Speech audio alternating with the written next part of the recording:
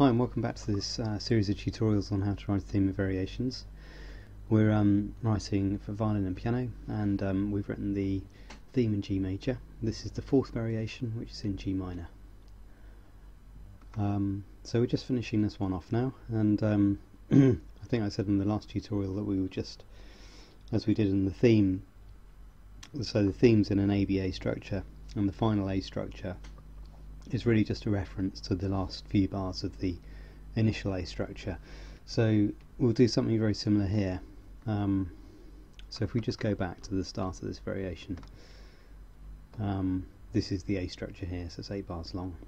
So 1, 2, 3, 4, and then modulating to, in this case, the relative major over the next 4 bars. So what we'll do is we'll copy the end 4 bars.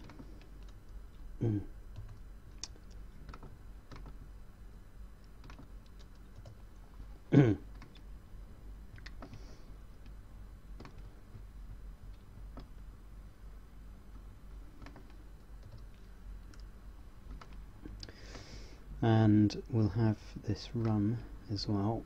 Just put this one in as well.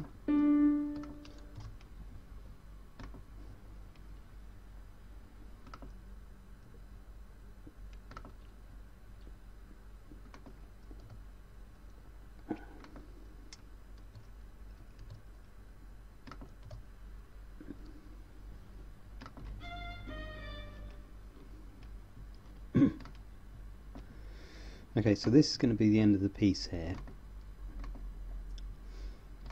So we need to work out how to do this, because obviously we don't want to modulate to the relative major here. We want to stay in G minor.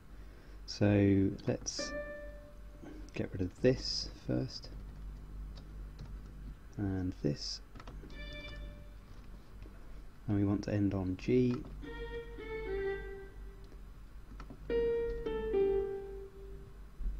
Here we want to end. We could just take this.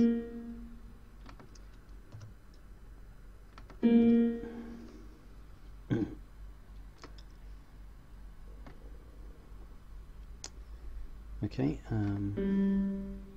just hold that for a quaver, and there as well.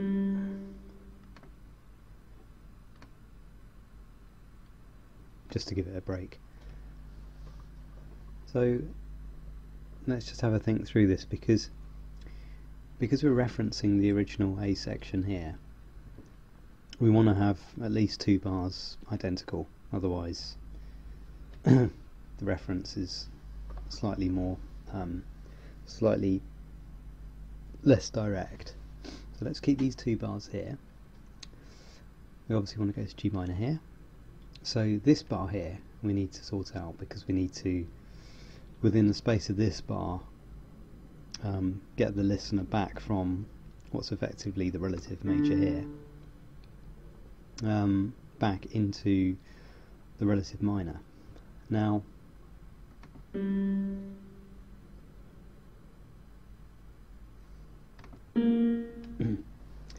so if we look at these chord progressions here, we've got D minor, first inversion, just forget the first inversions at the moment, D minor, C minor, B flat major.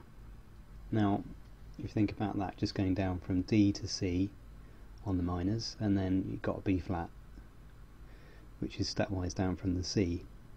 So what you could do from a sort of symmetry point of view, you've got D minor to C minor, B flat major, so it could go to A flat major. A flat major is the Neapolitan 6th in G minor, so I think there's probably a good case for using, after this one, the Neapolitan on this beat here. This Neapolitan will bring us back very quickly to G minor, so I think that should probably work. So let's keep that on B flat major, first inversion. So here we want to change this, but we want to keep this rhythmic pattern pretty much the same. so it's still got the reference back to the initial A section. So we're going to go on the Neapolitan 6th first inversion.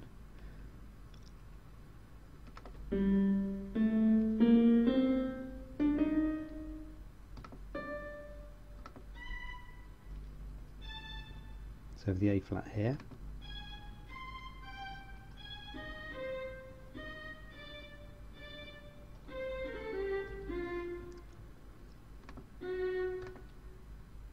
Okay, well that was quite easy. So we're just having the piano part just tracking the violin at the 6th, I guess.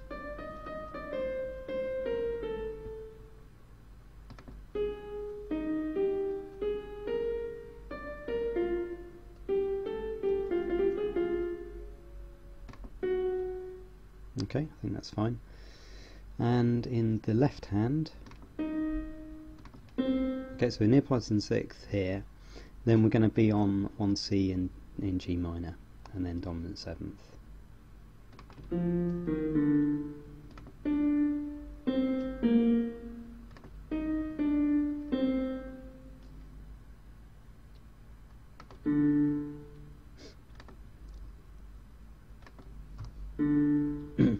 Okay, so I think that should sound okay.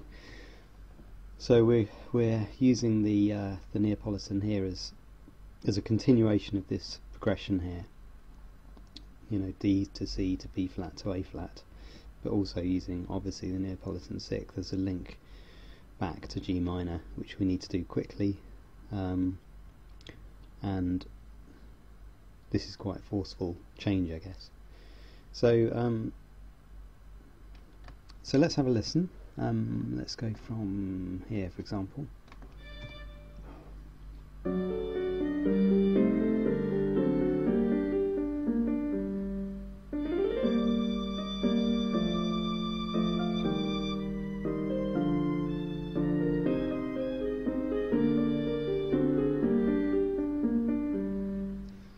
Okay, I think that sounds okay, apart from the that A.